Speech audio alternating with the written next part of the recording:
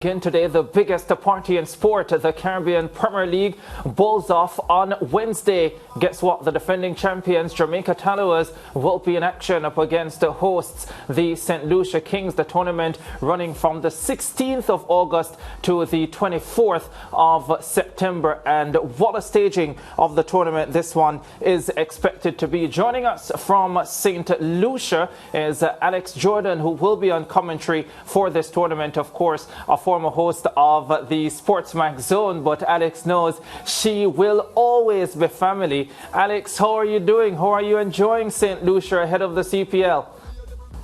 Well, I just arrived, and of course I feel very much still like family. Hello, SportsMax zone family, great to see everybody. St. Lucia is absolutely hot and steamy like everywhere else in our region at the moment. Yeah, it's ridiculously hot here in Jamaica as well. Alex, what are the main storylines as we look ahead to the start of the CPL on Wednesday, the Tallawahs versus the Kings? Oh gosh, so many storylines. Before we get into that particular matchup, let's just remember that we had the Republic Band CPL and the Massey Women's CPL. So the idea that both of our tournaments are sponsored by local Caribbean companies is a big deal for me. And what a wonderful way to start. The hometown heroes. St. Lucia taking on the defending champions, Jamaica Tallawahs. Massive. I mean, lots of talking points, but I think probably one of the biggest ones is who is going to captain the Jamaica Tallawahs. Howell, as you know, no longer there. He's gone to the Royals. So will it be Chris Green, who we know captained the Amazon Warriors in previous years? Who will it be? That's an intriguing story. I look forward to seeing how that is tomorrow. Yeah, who are you tipping to get the captaincy? Oh, excellent. I think Chris Green. I think Chris Green's the obvious choice. I mean, I scan my eyes through here. I mean, there are lots of good players. Who knows? I mean, there's Brandon King in there, Caden Allen, Imad Wazim. Who knows? I think, though, that Chris Green, I mean, he's such a useful cricketer. And, of course, with his experience in the CPL, he knows these grounds, he knows these players, he knows this competition. He would be my captain for my choice. Yeah, you know, you mentioned the women's CPL, and I just wanted to get a word in on that because it's an expanded tournament this year, and I just wanted to know what you feel, how you feel about the tournament increasing from 4 matches last year to 7 matches this season. Look, it's great news. It's great news. I think we as a region, Caribbean region, has to be honest with ourselves when we look in the mirror and admit that the awareness of women's cricket in this part of the world is not matched Australia and New Zealand, England, that part of the world. Yeah. Like those teams are, you know, people watch those teams, know those teams, follow those teams. We're still trying to build that visibility for our women. So fantastic. Double the size of the tournament this year for the Massey Women's CPL could only be great news for women's cricket and, of course, for our Caribbean women cricketers. Yeah, you know, Alex, sport in general and definitely cricket is about entertainment, and part of that is that you require star power to bring that entertainment and to bring the fans out. Who are some of the players that you are looking forward to seeing at this year's CPL? Oh my gosh, how much time have you got? All day. How much time have you got is the question. For you, all day. Well, we can start with the women because a lot of women stars coming in for the Massey Women's CPL who I'm excited to see. Shabnam Ismail, perhaps one of the quickest women in the world with the ball. Sophie Devine, Susie Bates, these are veterans of the game. Urla Prendergast, the young Irish woman who was actually in the Caribbean a little earlier when they played the West Indies women. We've got lots of good international talent coming in on the women's side. And of course, the men's CPL packed full of talent. For me this year, I think it's quite a coup. Jamaica Tallawahs have got hold of Alex Hales. As far as I know, Alex Hales hasn't been to the CPL before. I don't think I've seen him play the CPL before. And of course, his form over the last year has been just superlative. Yeah, and Alex, one of the things I'm looking forward to is the fact that CPL has adopted this initiative where they'll be inviting the youngsters to see the morning games. And personally, I like it because, you know, I want to ensure that the future of cricket and the love for cricket doesn't go away. What's your take on that initiative? Hi, Mariah! Jen, good to see you. I totally agree. Fantastic news. But you know what? CPL has been doing that for years. I think they're just making it really official this year. Absolutely. School children should come to the ground in the morning. Cricket is our game. The CPL is a season, a very important part of the year for us. I mean, I always talk to people because obviously I made my living in cricket now, and I think to myself, you have any children? Are they playing cricket? Because they should be. What a wonderful way to be able to make your living, even if not just as a player in some part of the international broadcast setup. So I like the idea of school children, boys and girls, flooding to the grounds, watching the cricket in the morning, and maybe getting some ideas about what they could do for themselves, for their families, for their schools, for their communities, for their countries. Right. And fantastic. The whole region, get out early, see the morning games, and make sure you hail me out too. Yeah, definitely. I'll be hailing you out. Another thing, Alex, another thing that, we have to pay attention to, and I find this very interesting, is the fact that teams will be fined for slow over rates. Your take on that?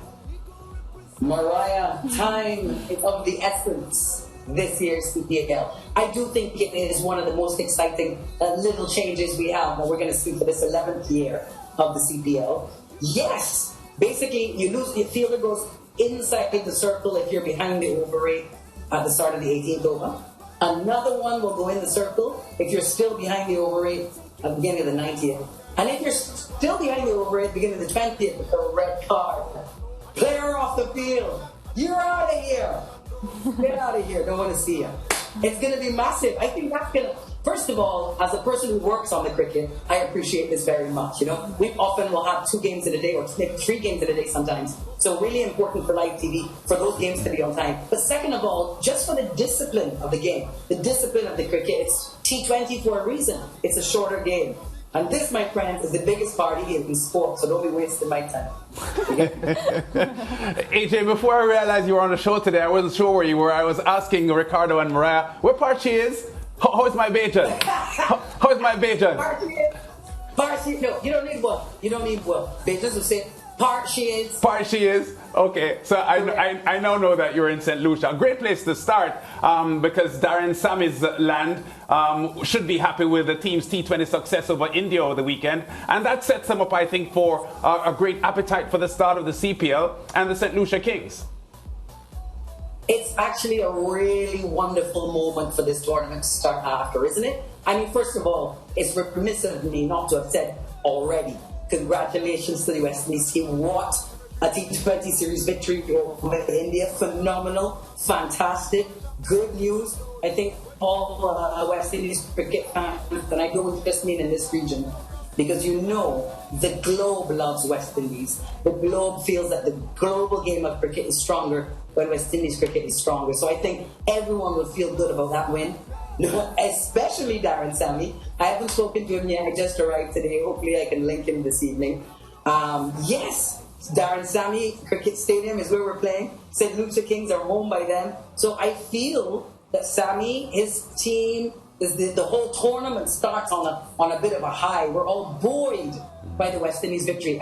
I heard at the beginning of the show you guys chatting between yourselves about what teams you were supporting this year. And I was waiting for you all to ask me. As you know, I'm a professional. And I'm supporting the West Indies this year. Every single team has on lots of good players who can play for our international side. And that's what I'm going to be particularly watching, Alex, as these games progress. Professional or politician?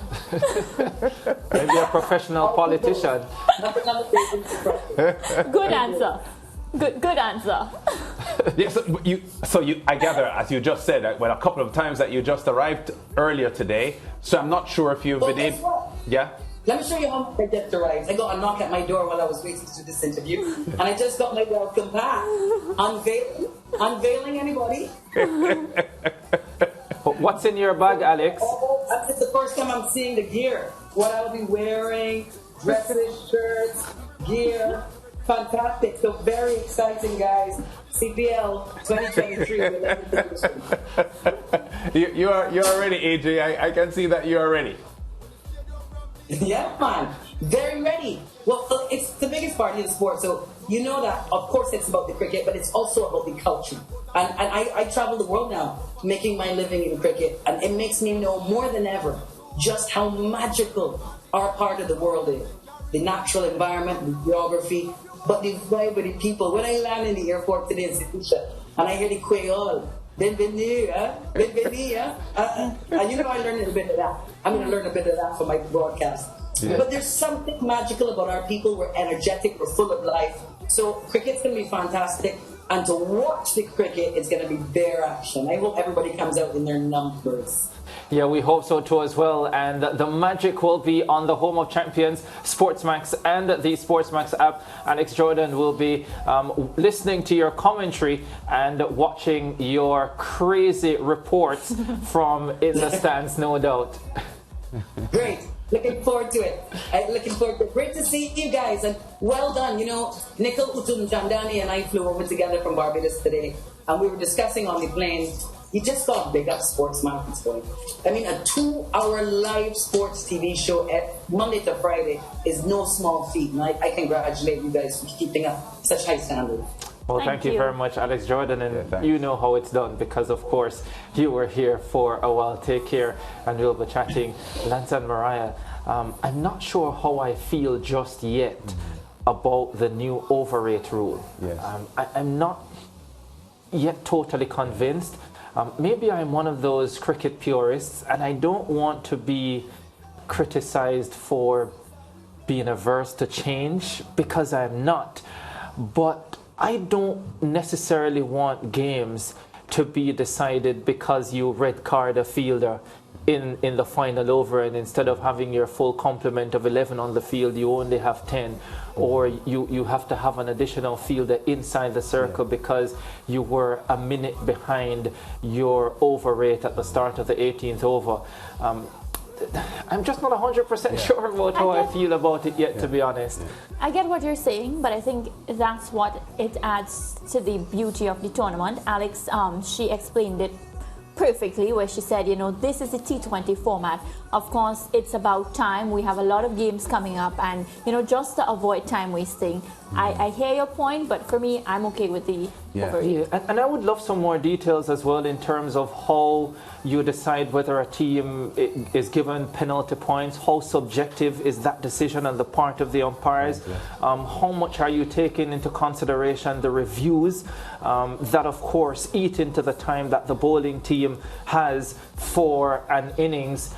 So I think within the sport of cricket, there are so many things that could determine whether you get in your 20 overs in the period allotted, and I just wonder how many of those things will be taken into consideration. So maybe it is that I need to see exactly how it works. That's just tomorrow. Before I come to a determination as to whether I Ricardo, like it. Mariah, I am not completely sold on it yet. Let's see what will happen when the tournament starts and we see how it plays out. But part of the reason why I'm not completely sold on it is that watching the CPL, I have not felt the games being protracted. I've not, in the excitement of watching the games, I've not felt the games being protracted to a level that, you know, would make me feel that something should be done about it. So, in essence, that's where my hesitance is with regard to this rule change. Well, what I will say is, for them to make this rule, there has to be a reason. Of course, there must have been time wasting. We were probably so engulfed in the matches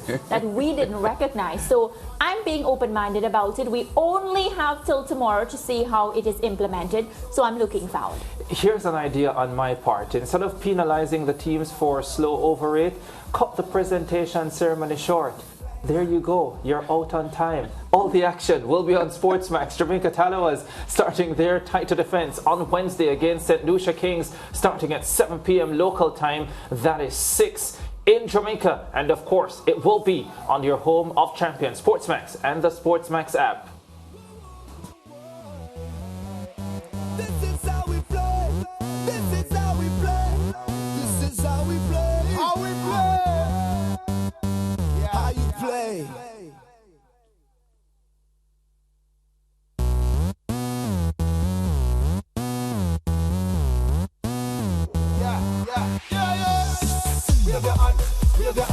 Wave your hand from the Caribbean. wave the hand, wave the hand, wave the hand. For me one number one, for me ready for the competition. You know take intimidation.